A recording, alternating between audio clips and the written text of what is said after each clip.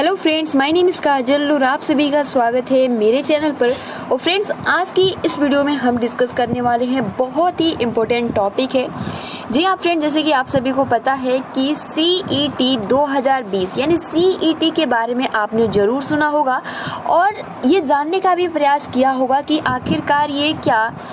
और आप सभी के कमेंट्स भी आ रहे थे कि क्या अब टेट और सीटेट का एग्ज़ाम नहीं होगा, क्या डायरेक्ट अब हम जैसे कि CET का एग्ज़ाम दे देंगे उसके बाद सुपर टेट देना होगा।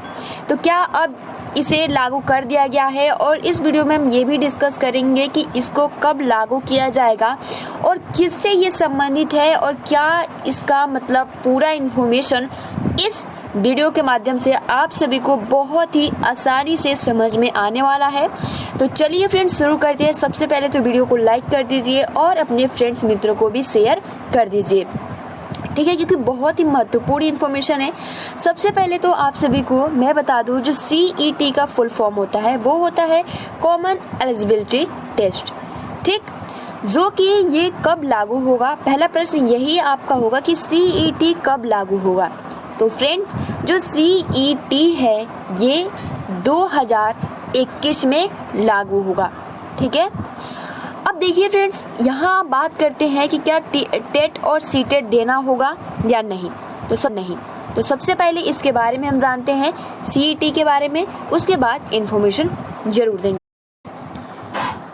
चलिए फ्रेंड्स, विस्तार से जानने का प्रयास करते हैं कि जो CET है क्या।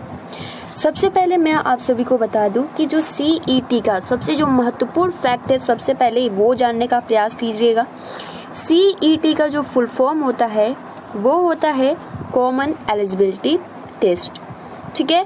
और जो CET की जो परीक्षा करवाएगी वो कौन करवाएगी, तो NRA, जिसका फुल फॉर्म होता है नेशनल रिक्रूटमेंट एजेंसी। ये दो महत्वपूर्ण फैक्ट है, CET कॉमन एलिजिबिलिटी टेस्ट और NRA जो कि परीक्षा कंडक्ट कराएगी CET का, इसका जो फुल फॉर्म होता है नेशनल रिक्रूटमेंट एजेंसी। और फ्रेंड्स, अब यहाँ हम ये बात करते हैं कि इसमें कौन कौन सी मुख्य रूप से जो भर्तियाँ होती है, जैसे कि रेलवे का हो गया, बैंक का हो गया, SSC का हो गया। आप सभी को पता है कि जो रेलवे का परीक्षा होता है वो इसके लिए बहुत सारे टेस्ट देने की आवश्यकता पड़ती थी। लेकिन फ्रेंड्स, मैं आप सभी को बता दूं कि जैसे कि Tier 1, Tier 2 इस तरीके से करके पेपर होता था। लेकिन अब आप किसी भी क्षेत्र में, यानी आप रेलवे के क्षेत्र में जाने चाहते हो, बैंक के क्षेत्र में या SSC के क्षेत्र में, तो इसके लिए आपको टेस्ट सबसे पहले जो देना होगा वो देना होगा CET का पेपर। उसके बाद जब आप CET का पेपर दे देंगे तो उसके बाद आपको एक स्कोर कार्ड मिलेगा, जो कि आप चाहे रेलवे के क्षेत्र में जाओ या बैंक के क्षेत्र में जाओ या SSC के क्षेत्र में आओ। अब बात कर लेते हैं कि क्या हम CET का पेपर ही देकर हम रेलवे के यानी हम क्वालिफाई कर लिए, तो ऐसा नहीं है।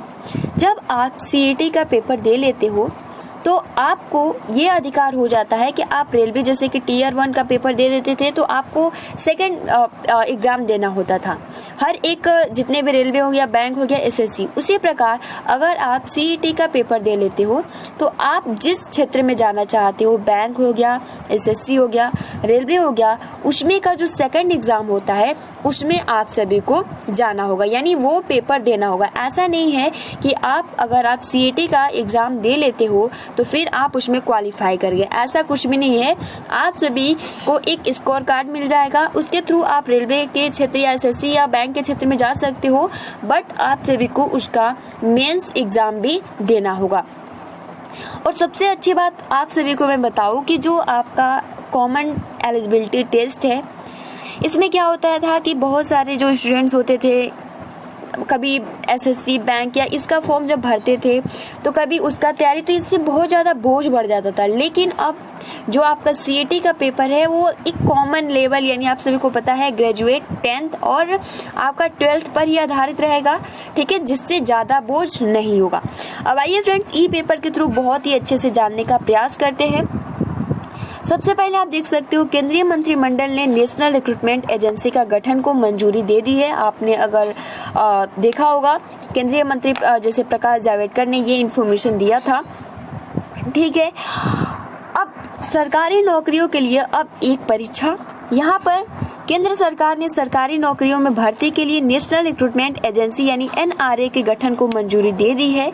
NRA केंद्र की सरकारी नौकरियों के लिए कॉमन एलिजिबिलिटी टेस्ट CET कराएगी। इससे करीब 2.5 करोड़ उम्मीदवारों को एक से अधिक परीक्षा यानी जितने भी मतलब अलग अलग प्रकार के टेस्ट देने होते थे अब नहीं देने होंगे। ठीक है, आप एक CET दो और आप किसी भी क्षेत्र में जा सकते हो, रेलवे, बैंक, SSC, और सबसे अच्छी बात यह है कि 3 साल के लिए वैलिड है।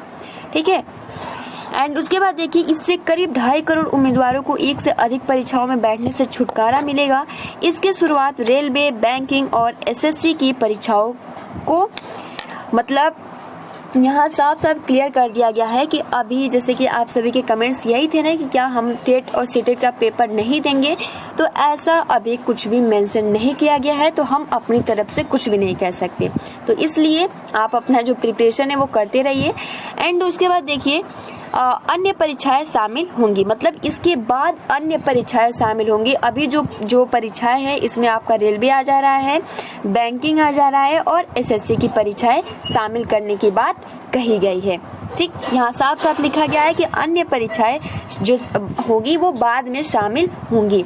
उसके बाद देखिए फ्रेंड, प्रधानमंत्री नरेंद्र मोदी की अध्यक्षता में बुधवार को हुई मंत्रिमंडल की बैठक में यह निर्णय लिया गया कि सूचना एवं प्रसारण मंत्री प्रकाश जावड़ेकर और कार्मिक राज्य मंत्री डॉक्टर जितेंद्र सिंह ने बताया कि NRA साल में 2 बार कॉमन CET आयोजित करेगी। यानी जो आपका CET है कि अगर मान लीजिए आपका 1 ईयर में ये आपका CET आता है, उसमें आप 1 बारी में अच्छे से तैयारी नहीं हो पाया होगा तो शायद फेल हो सकते हैं, तो आप सेकंड आपको चांसेस मिल सकता है उसी आपको 1 साल में, यानी 1 साल में इसका पेपर आप 2 बारी दे सकते हो। ठीक है, और यहाँ पे देख सकते हो 3 साल मेरिट मान्य। अभी रेलवे, बैंकिंग तथा SSC द्वारा आयोजित आरंभिक परीक्षाओं को यहाँ पे इसमें शामिल किया गया है। ठीक है, इनमें ग्रुप बी और ग्रुप सी 1.25 लाख पदों के लिए करीब 2.5 करोड़ उम्मीदवार बैठते हैं और CET में सफल उम्मीदवारों को मेरिट लिस्ट बनेगी जो 3 साल तक मान्य रहेगी और स्कोर बेहतर करने के लिए दोबारा परीक्षा दे सकेंगे। ठीक है, एंड उसके बाद देखिए अभी 20 एजेंसियां यानी प्रारंभिक शिक्षा में सफल परीक्षार्थियों को दूसरे चरण की परीक्षा में शामिल होंगे। जी हाँ, जैसे कि मैंने फ्रेंड्स अभी बताया कि अगर आप Tier 1 का परीक्षा दे लेते हो तो ये ऐसा नहीं है कि आप सभी को और एग्जाम नहीं देने होंगे। उसके बाद जैसे रेलवे में सेकंड जो एग्जाम होता है वो भी देना होगा। एंड देखिए फ्रेंड्स, यहाँ पे इस कवायद के क्या है फायदे, तो फायदे भी देख लीजिए। उम्मीदवारों को अलग अलग आरंभिक परीक्षाओं से मुक्ति मिलेगी। ठीक है, और एक दिन की कई परीक्षाएं साथ होने पर परीक्षा छोड़ने की समस्या भी खत्म होगी। परीक्षा केंद्र शहरों के साथ हर जिला मुख्यालय पर भी होगा। ठीक है, क्योंकि केंद्र में हो रहा है तो हर एक जिला जो है वहां पर उसका केंद्र बनाया जाएगा। और समूह BC की अर्हताएं समान होती है, लेकिन बोर्ड पैटर्न अलग होने से अलग अलग प्रकार से तैयारी करनी पड़ती है।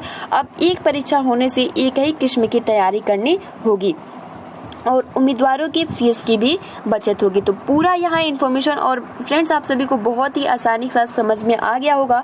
अगर हम फिर से आप सभी को सिंपल लैंग्वेज में अगर रेलवे का आप सभी को उदाहरण के थ्रू समझाएं तो जिसमें Tier 1 का जो परीक्षा होता है इसको मुक्त कर दिया गया है। अगर आप एक CET का पेपर दे लेते हो तो रेलवे का हो गया, बैंक का हो गया, SSC का हो गया, उसमें आप जा सकते हो और उसमें जो अलग जो परीक्षाएं होती है, मेंस एग्जाम होता है, उसको आप दे सकते हो। ठीक है, अभी ये जो केवल लागू अभी 2021 में लागू होगा जिसमें रेलवे, बैंक, SSC आ गए हैं। ठीक है, और भी जो परीक्षाएं हैं इसको बाद में शामिल किया जाएगा। तो फ्रेंड्स आई होप कि आपको बहुत ही आसानी के साथ समझ में आ गया होगा। और फ्रेंड्स मुझे आप सभी को यही इन्फॉर्मेशन देना था। तो मिलते हैं अगली क्लासेज में और नई इन्फॉर्मेशन के साथ। वीडियो को लाइक कर दीजिए और अपने फ्रेंड्स मित्रों को जरूर शेयर कीजिए। Thanks for watching, take care and best of luck.